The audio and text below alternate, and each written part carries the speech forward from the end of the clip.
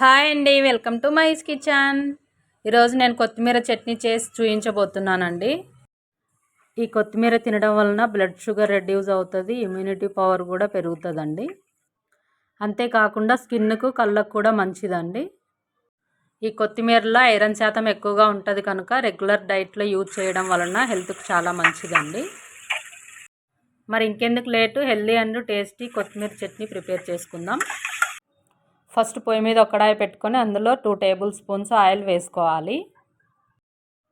Oil వేసుకున్న తర్వాత ఇందులో ఒక 1/2 టేబుల్ స్పూన్ శనగపప్పు వేసుకోవాలి. శనగపప్పు వేసిన తర్వాత 1/2 టేబుల్ స్పూన్ మినప్పప్పు వేసుకోవాలి. మినప్పప్పు వేసిన తర్వాత ఒక 1/2 టేబుల్ స్పూన్ జీలకర్ర వేసుకోవాలి. తర్వాత ధనియాలు 1 టేబుల్ స్పూన్ వేసుకోవాలి. ధనియాలు వేసిన తర్వాత ఒక 2 ఎండుమిర్చి వేసుకోవాలి. ఎండుమిర్చి వేసిన తర్వాత ఒకసారి ఇలా కలుపుకున్న తర్వాత ఒక 10 పచ్చిమిర్చి ఇలా హాఫ్ కట్ చేసుకొని వేసుకోవాలి. పచ్చిమిర్చి ఇలా హాఫ్ కట్ చేసి వేయకుంటే అవి పగిలి మీదికి తుల్లుతాయండి. పచ్చిమిర్చి వేసిన తర్వాత ఒకసారి ఇలా కలుపుకోవాలి. కలుపుకున్న తర్వాత కట్ చేసి ఉంచుకున్న టమాటా ముక్కలు 1 కప్పు ఇందులో వేసుకోవాలి. టమాటా ముక్కలు వేసిన తర్వాత వీటిని కూడా ఒకసారి ఇలా కలుపుకోవాలండి.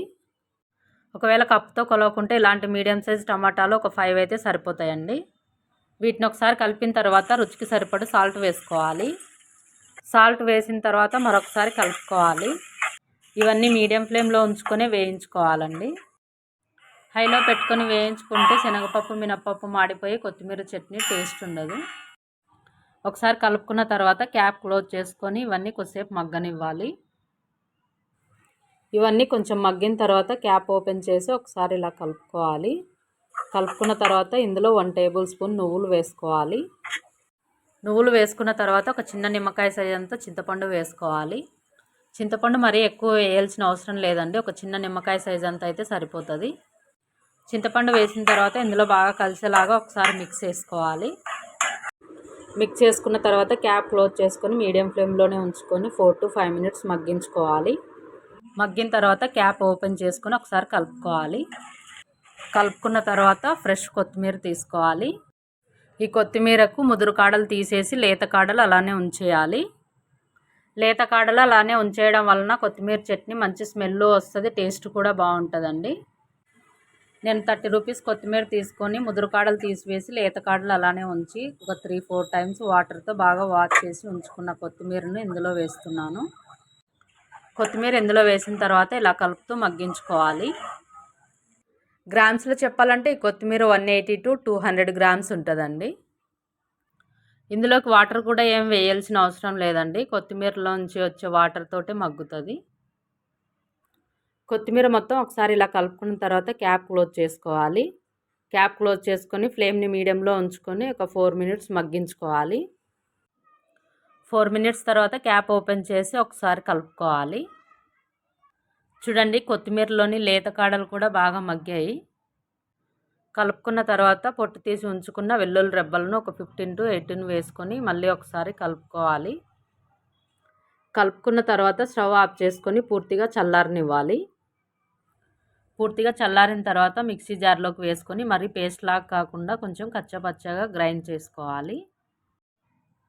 చూడండి, ఈ మాత్రం గ్రైండ్ చేసుకుంటే సరిపోతుంది. ఈ మిక్సీ జార్లో కాకుండా రోల్ అవైలబుల్ ఉన్న వాళ్ళు రోట్లో దంచుకుంటే ఈ కొత్తిమీర పచ్చడి ఇంకా చాలా బాగుంటుందండి. తర్వాత పొయ్యి మీద ఒక కడాయి పెట్టుకొని అందులో 1 టేబుల్ స్పూన్ ఆయిల్ వేసుకోవాలి. ఆయిల్ వేసుకున్న తర్వాత ఒక 1/2 టేబుల్ స్పూన్ శనగపప్పు, ఒక 1/2 టేబుల్ స్పూన్ మినప్పప్పు వేసుకోవాలి.